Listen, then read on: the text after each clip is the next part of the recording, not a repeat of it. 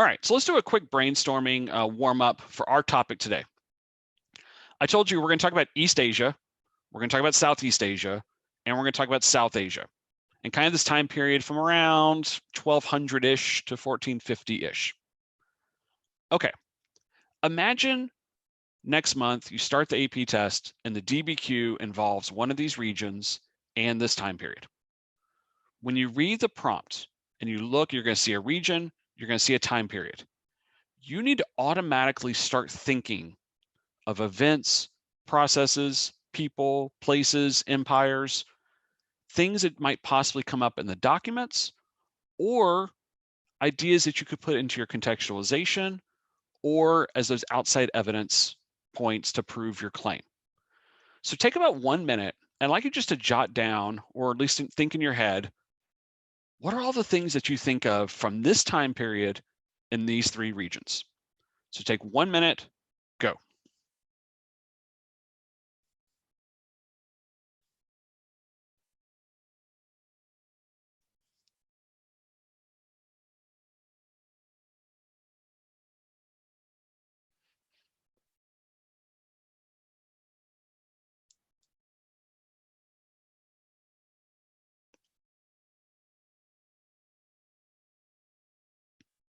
All right, you got about 30 seconds. Again, just jot down as much as you can remember.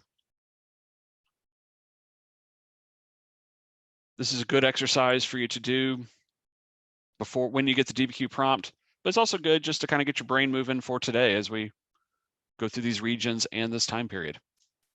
Take about 10 more seconds. 5, 3, 2, 1. And let's look at our list. Again, you might have things that are completely different than mine. Hopefully you have at least some of these. You hopefully remembered some of the Chinese dynasties from this time period. We are going to talk about the Song dynasty today. Unfortunately, we're not going to talk about the Yuan or the Ming today. But I promise you, we're definitely going to talk about the Yuan because we have to talk about the Mongols, but we have to wait till next week on that.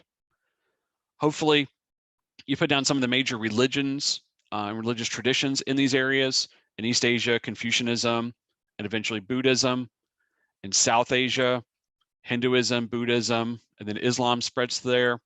Southeast Asia, Buddhism and Islam are obviously very big. And we're going to talk about each of those today as well. All right, so let's get into the notes on what you need to know from this time period in these regions. But before we can get into the history part of it, let's think about geography. This is a map that comes straight from the CED, the course and exam description. If you've never seen it before, talk to your teacher about it, make sure you have a copy of it, because you need to know these regions of the world, because there's a good chance that you're going to see one of these regions listed as part of the prompt or somewhere in the DBQ for an AP test. So for example, if we're talking about South Asia right here, when you think South Asia, you probably automatically think India. And that's good. You definitely should. Because South Asia, India, for the most part, are kind of the same thing. But there are some differences and you need to be aware of them. First off, South Asia covers not just what is today India, but also Pakistan and Bangladesh. So let's remember that. Secondly, if we think about the modern country of India, it really has not been a unified country for that long. Through most of history in this region, there's been several empires, several kingdoms, very few that covered that entire region. So you need to be very careful in your writing to not say India if you're referring to something in this time period, because at this point in history, there really is no India. If you're talking about the modern state, if you're talking about, Gandhi or something like that, then by all means, talk about India. But in this time period, there are several different kingdoms and empires, and we'll look at a couple of them today. Same thing here in East Asia. When you think East Asia, you probably think China. And yes, China has definitely been the top dog in that region through most of history. But as I'm going to point out today, also remember, when you talk about Korea, when you think about Japan as well, they are both big parts of East Asia too. So Just make sure that you know these regions. If you see South Asia, you should think India, but also know the difference. If you see East Asia, you should automatically think China, but again, make sure you know the difference. All right, so I'm going to start with South and Southeast Asia. We're going to talk about culture. We'll talk a little about governance as well. Then we're going to stop and do a little bit of work on evidence and thesis statements, and then we'll switch over and talk about East Asia. Okay, when you're thinking about South Asia and you're thinking about religion and culture, the number one thing that should come to your mind immediately is, of course, Hinduism. Hinduism has been the predominant religion in South Asia going back to ancient times up until modern times. Okay. When you think of Hinduism also, you should consider the effects that it has on the caste system of India, which again is something that we see in South Asian society almost throughout history. Remember that caste system. It's a very rigid social structure. Meaning, when I say very rigid, meaning that the caste you're born into is probably the caste you're going to die in. There's really very little chance of moving up the social ladder or moving down the social ladder. But when you take a look at world history as a whole, and we can do that now because we've studied it all year, that isn't that unusual. Many regions across many time periods have had rigid social structures. If you're born a peasant farmer through most of history in most regions of the world, then you're probably going to die a peasant farmer. If your dad is one of the government elites, then you're probably going to end up being one of the government elites. You know, here in the United States in the 20th and 21st century, with this idea of like anybody enough or anybody can become president, and yeah, that's great and that's wonderful, but that's a very modern idea. You really don't see that idea through most of world history. Now, what does make the caste system unique, though, is one, extremely rigid. There were laws about people in castes not able to socialize with people in other castes. And of course, the influence of Hindu beliefs on the caste system, mainly the beliefs of karma and reincarnation.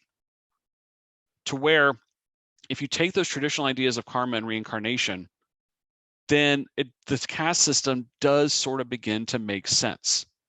People in the upper castes have lived very good lives over several lifetimes. They kind of deserve to be there. People in lower castes, well, according to karma and reincarnation, they've been bad over several lifetimes, so they deserve to be there. So you see religion influencing the social structure. All right. The other major religion you should think of in South Asia is, of course, Buddhism. Buddhism is most definitely an offshoot of Hinduism. Remember, Siddhartha Gautama, the Buddha himself, was a prince in South Asia.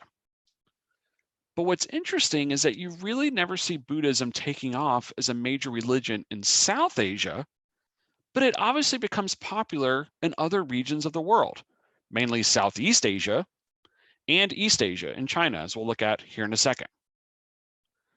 The third major religion you need to consider in South Asia is, of course, Islam. Smith is going to go more into Islam tomorrow, so I don't want to go too far into it. But of course, you know that the religion of Islam begins in the 600s. And by around the year 1000 or so, it comes to South Asia through invasion by Turkic groups. But even though we see a string of Muslim kingdoms and empires in South Asia up until 17, 1800s, you don't see that many people in South Asia converting to Islam. We're going to see mass conversions of Islam in other parts of the world, in the Middle East, in North Africa, in Southeastern Europe. But you really don't see it too much in South Asia, even though in some of these kingdoms, the main political leaders are Muslim. But it's just that one, really Hinduism had such a control. I mean, it had been a religion that had been there in South Asia since ancient times. The one group that you do see converting to Islam, though, a lot in South Asia is people in the lower castes. And that does kind of make sense when you think about it, right? If you've been taught that your religion of Hinduism is what's keeping you in this lower caste, and subjecting you and leaving you there at the bottom of society. And here comes a new religion of Islam, which, by the way, preaches the idea of equality of all believers. Well, that sounds pretty attractive. So you do see some conversions among the people of lower castes, but really not any kind of mass conversion in South Asia.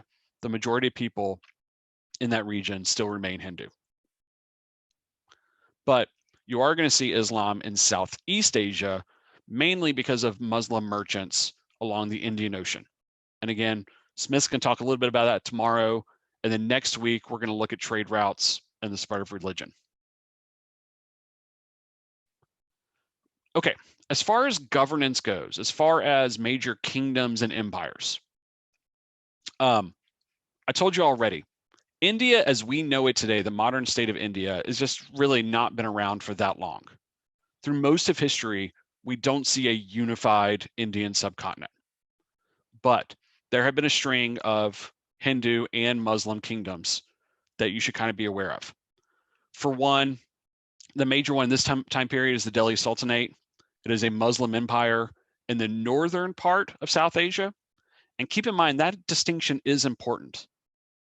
You oftentimes see Muslim kingdoms in the northern part of South Asia, but in the southern part of South Asia, it's usually more Hindu kingdoms and empires. So please, please, please keep that in mind, because that's actually a trend we're going to see throughout history in South Asia. And even today, if you look at the modern states of India and Pakistan, Pakistan being in the northern part of South Asia and being predominantly Muslim. Now, of course, that happens because of the partition of India that we talked about last week. So there's a lot of other factors that go into that, of course. But like I said, typically speaking, Muslims are still the minority religion in South Asia, but the majority of Muslims you do see in the Northern Empire. But that doesn't mean that there's not Muslims in the southern part of South Asia, because there certainly are. Again, you see Muslim merchants and Muslim enclaves throughout the Indian Ocean, including in port cities in the southern part of South Asia. And even in some of those Hindu empires, you still see Muslims helping to strengthen the empire. One, through long distance trade and keeping the economy going through merchants. Two, you often see Hindu emperors hiring Muslims to be mercenaries in their army, so to project military power. So keep in mind, even though I say like the majority of Muslims in the area or in the northern part of South Asia, there still are Hindus and Muslims throughout the entire area and working together for the most part. All right, let's take a look at this passage. This is from a secondary source. Hold on one second. All right, this is from a secondary source called Southeast Asia and World History. You can probably guess that it's a book about Southeast Asia in world history, because you're really smart. You figured that out from the title. But actually, it's a really interesting book about how Southeast Asia was so important, especially for long distance trade in the Indian Ocean.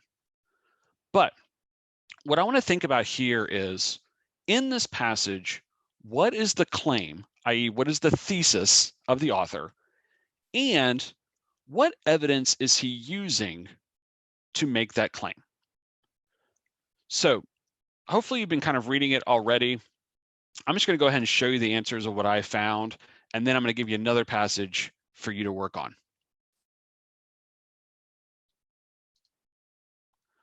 So I went ahead and just highlighted the main claim in red, and then I gave you some of the evidence in yellow.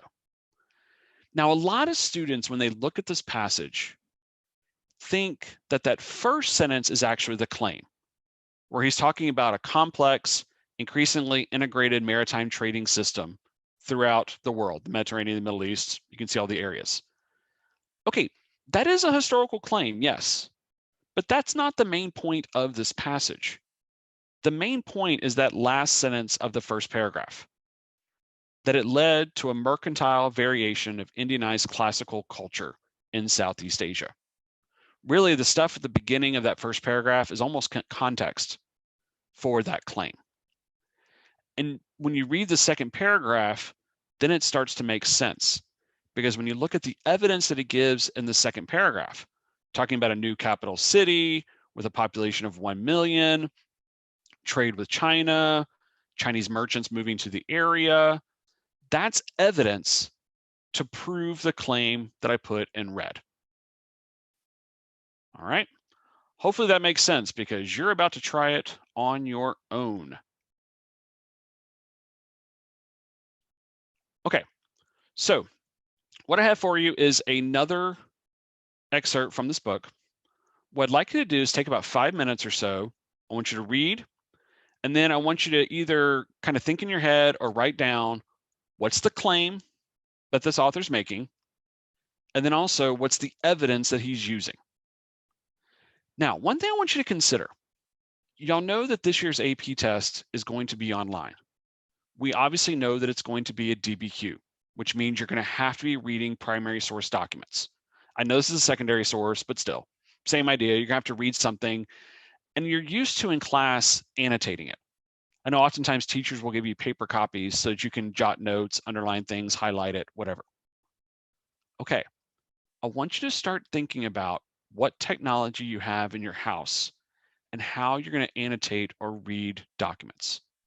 If you have a printer, okay, great. Then you can print the documents if you want, although that's going to take a little time. And remember, you're only going to have 45 minutes to write this DBQ. And if your house is like mine, you go to print something, but then you realize that maybe your kid used the last piece of paper, or that there's a paper jam, or that it's out of ink. So what's your backup plan going to be? Maybe if you're using a laptop or a tablet, you have some sort of annotation software like a paint program that you can sort of write on the documents with. That'd be great if you have it. But I want you to start thinking about that now. That is not something you're going to wait to the last minute on. What technology do you have available to you? How are you going to annotate documents in this format? And I would practice that right now. If you're planning on using a printer for the DBQ in May, print this off now. Let's annotate it. If you're planning on using a different program, let's use it now. If you're just going to jot down notes on a blank sheet of paper, great. Do that now as well. But you need to start practicing the way you're going to take the test in May, because you don't want to have curveballs thrown to you the day of the test. Okay, but for now, I'm going to give you 5 minutes. I want you to find the claim, and I want you to identify at least a couple of pieces of evidence that the author uses to support that claim. But here's the deal. Y'all know over the last couple of weeks, I've given you assignments, and I've said, okay, you have 5 minutes and go. And then I've just stopped. And it's been kind of awkward because I just stare at the camera for 5 minutes. And every once in a while I say, you have 2 minutes left, you have 3 minutes, whatever.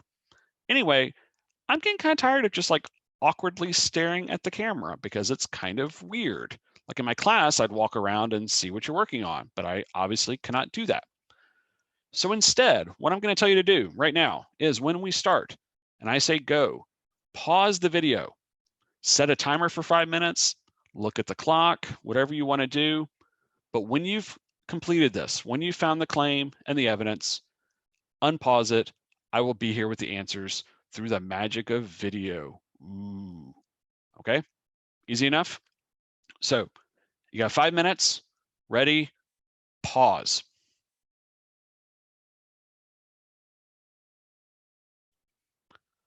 All right, hopefully you are back with me now after pausing and going through this. I have highlighted the claim in red that the arrival of Islam coincided with the rise of the great port of Malacca. So notice here, I did not highlight that first sentence because that really is not the claim. Yes, Islam definitely spread along Indian Ocean maritime trading routes, no doubt about it. But that's not really the point of what the author is trying to get at in this particular passage. He's talking about this new city in Malaya that has become a huge trading, economic, and political center. And look at all the evidence that he gives to support it. He talks about all the different groups that showed up there from different regions of the world. He talks about the fact there's 15,000 merchants working in the area. He talks about how the Chinese were using this as a way station for their major explorations in the 15th century. And then how it was a rival to all the other major trading cities in this area and other parts of the world. Notice a lot of very good specific evidence that shows how important this trading city was. And that's the big thing that I want to harp on today in your writing. When you give evidence, and of course you're going to do that in any type of essay, be as specific as you possibly can. Okay? Now, no one is expecting you on the DBQ to walk in with information like, hey, there were 15,000 merchants in this city. Okay, you don't need to know the exact number. I did not know the exact number of merchants in Malacca in 1400s. There's no way you would know that. So it's not necessarily have to be like specific numbers, but what I always tell my students, proper names, those are always good. Tell me a specific person or event or place. Notice here, he talks about all the different areas that merchants came from, or talks about Chinese grand voyages or other trade cities. That is plenty specific. That's the kind of thing that you want to consider. So remember at the beginning of class, when I said start brainstorming things that you think of in that area, when you're talking about outside evidence on a DBQ, those are the things that you can bring in, as long as, and this is important, as long as they are supporting your claim. Don't just start writing random facts in your DBQ. Make sure that those facts, those outside evidences, go towards the claim that you're making that answers the prompt. But I'm going to keep harping on this. Be as specific as you possibly can. All right, so that's South Asia and Southeast Asia. Let's jump over to East Asia. And we're talking about East Asia governance. Notice I put here, we're not just talking Chinese dynasties. Yes, those are obviously important, but that's not the only thing going on in East Asia. All right. When we start this course in 1200, the Song dynasty in China is going strong. And yes, you definitely need to know. That's one of those major Chinese dynasties that you need to know.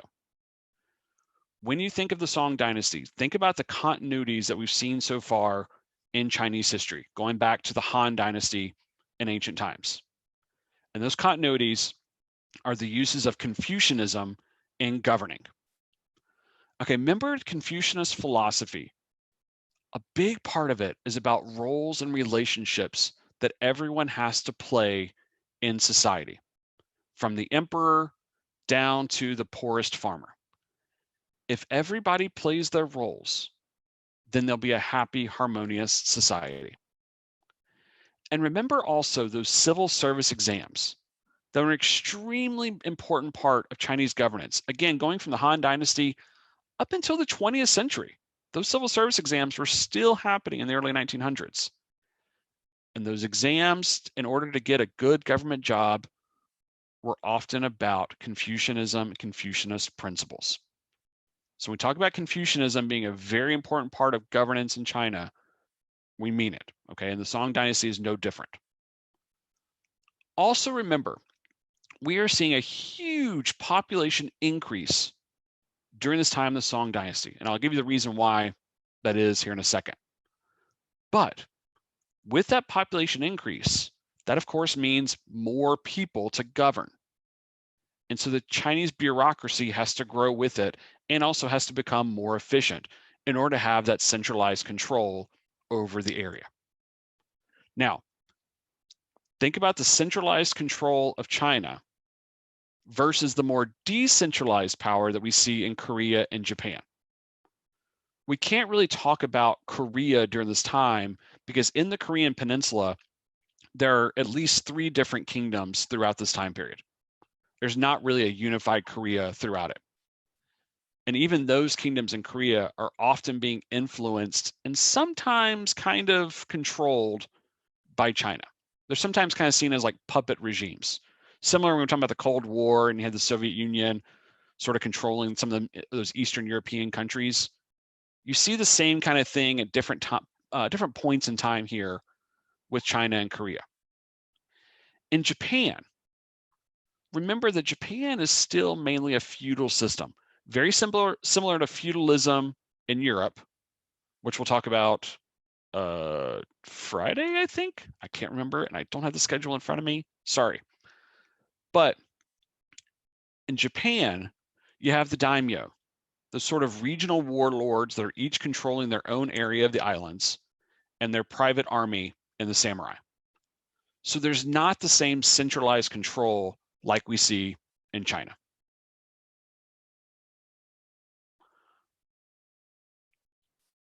All right, as far as economics go, when you think China and economics, you need to be thinking long distance trade.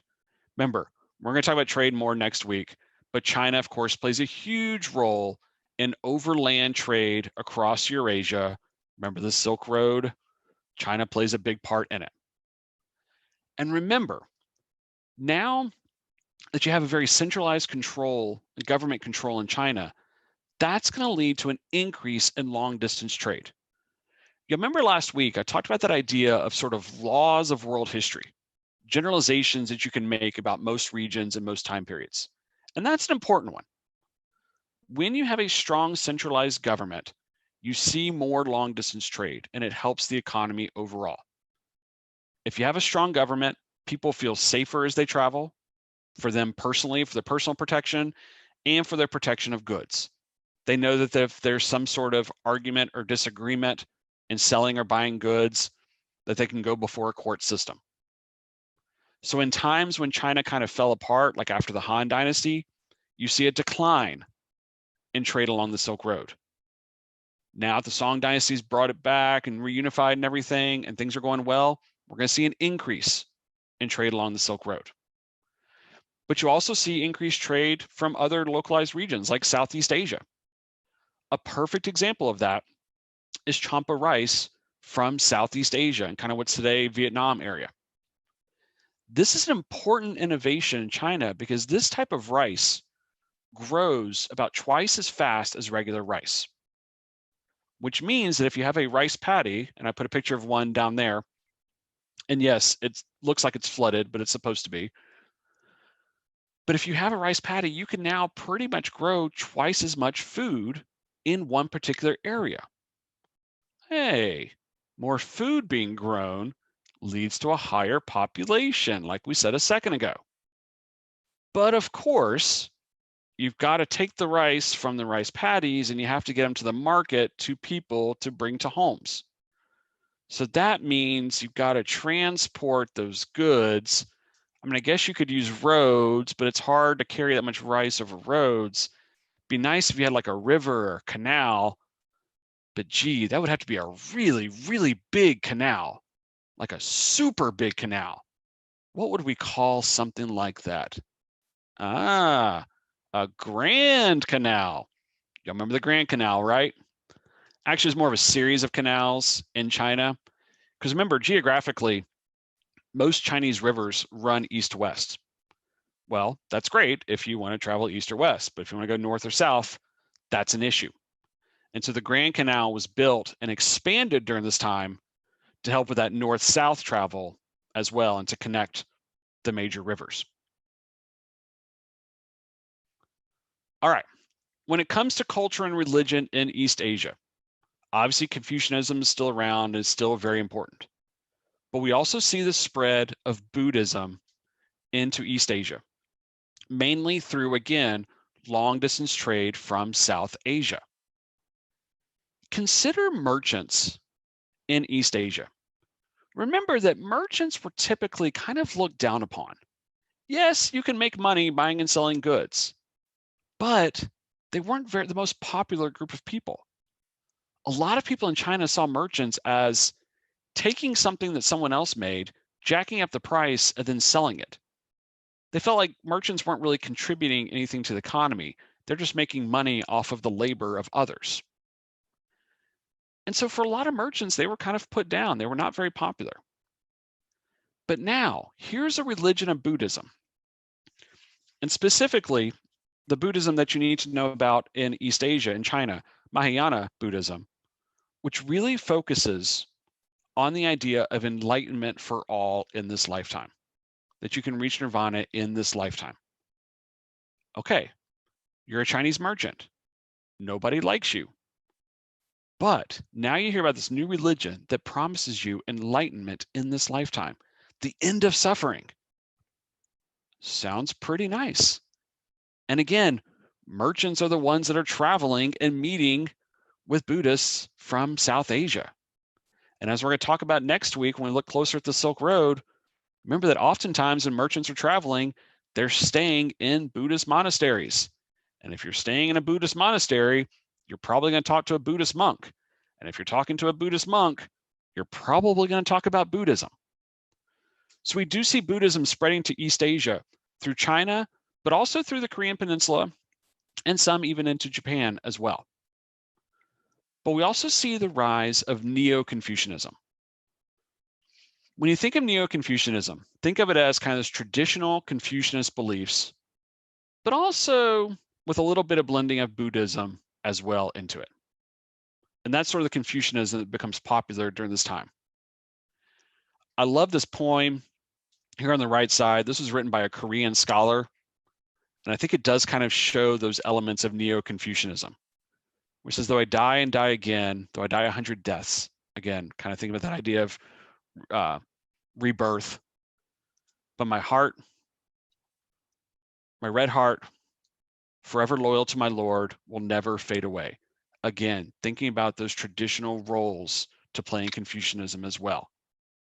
And remember, one of those roles is that you're supposed to, give your allegiance to the person who's in charge of you, whether it's your father or your Lord or whatnot. We also, because of those Confucianist ideas, though, also see continued patriarchy through East Asia. I mean, really, when you start looking at Confucianism and those roles and relationships, it's very heavily patriarchal. And again, that's something that we're going to see throughout the world in this time period, unfortunately. But it definitely is an issue in East Asia. And probably the best example of showing that is foot binding. And hopefully your teacher talked to you about foot binding. If they didn't, make sure you look into that, either in your text, probably in your textbook there. But remember that issue of foot binding, where little girls were going through a process of having their feet wrapped so tightly when they were young so that the feet would not grow, so that as they got older, their bodies would grow into adult-sized bodies, but their feet would remain the size of child's feet. Because oftentimes in China, men found women with small feet to be attractive. And it's a perfect example of patriarchy that women would have to be forced to go through this process. And again, this is something that starts during the Song Dynasty, but continues on into the early 1900s. So again, make sure you're thinking about kind of continuities that we see, but also changes that are happening in this time period.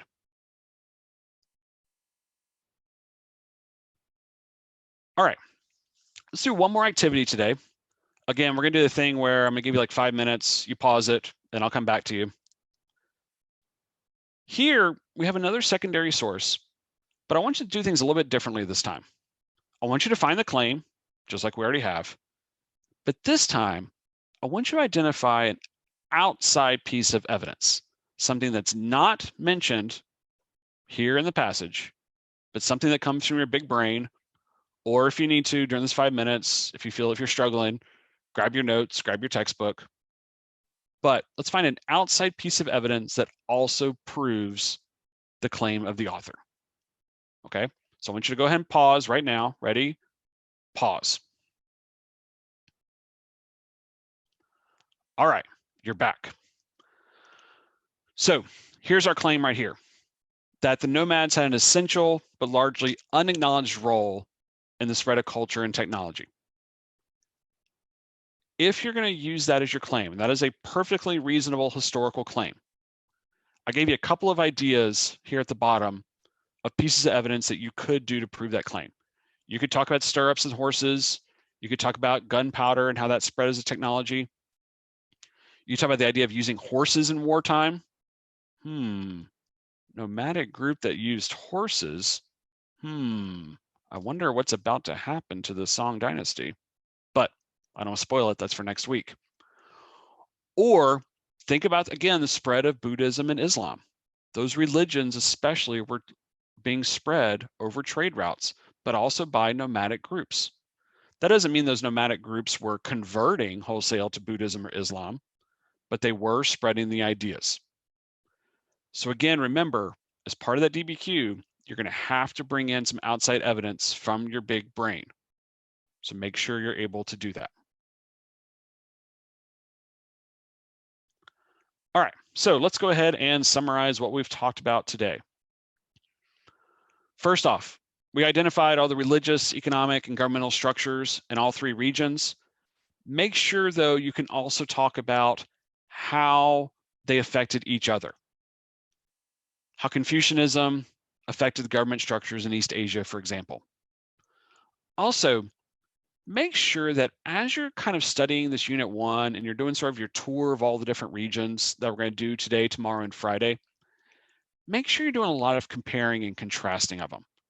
It's going to make your life so much easier. It's going to make your studying a whole lot more efficient. Notice how earlier I was saying China was much more unified than, say, Korea or Japan. Make sure you can make those connections. Because if you try and study every single region on its own, it's just going to take way too much time and it's going to get you really frustrated. But if you understand those connections, it'll make your life a lot easier.